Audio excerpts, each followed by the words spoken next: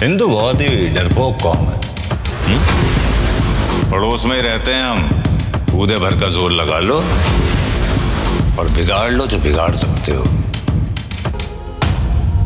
Y Islam like this? എന്തുകൊണ്ട് Islam reform ചെയ്യപ്പെടുന്നില്ല? ഞാൻ പറയുന്നില്ല, നമുക്ക് അംബേദ്കറിനെ കൊണ്ട് പറയിപ്പിക്കാം. അംബേദ്കറുടെ പുസ്തകം Pakistan or the partition of India, ഇസ്ലാമിനെ കുറിച്ച് ആര് പഠിച്ചാലും കണ്ടുപിടിക്കാൻ പറ്റുന്ന സാധനമാണ് ഈ സാധനം. ഇത് ആദ്യം കണ്ടുപിടിച്ചത് മനസ്സിലാക്കിയ വ്യക്തി ആരാന്നറിയോ? സവർക്കറാണ്.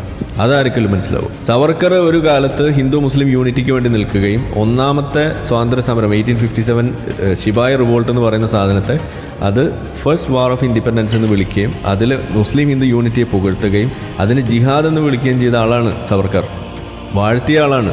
ആ സവർക്കർ എന്തുകൊണ്ട് പിന്നീട് ഹിന്ദു മുസ്ലിം എന്ന് പറയുന്ന സാധനത്തിൻ്റെ ഒരു ഏറ്റവും വലിയ എതിർപ്പ് ഉള്ള ആളായി മാറി?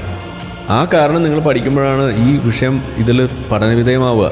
അവിടെയാണ് നമ്മൾ ഈ സംഗതിയിലേക്ക് വരുന്നത്. ഇവിടെ അംബേദ്കറും ഇത് തന്നെ പറഞ്ഞ് മനസ്സിലാക്കിയ ആളുകളാണ്. പക്ഷേ ഇവരെല്ലാം ഡയഗ്നോസിസ് കറക്റ്റായിരുന്നു, മനസ്സിലാക്കിയത് കറക്റ്റായിരുന്നു. പക്ഷേ ഇവിടെ റെമഡിയാണ് പ്രശ്നമായത്. അംബേദ്കറുടെ റെമഡി വളരെ ഡ്രാസ്റ്റിക്കാണ്. അംബേദ്കർ പറഞ്ഞ റെമഡി എന്താണ്?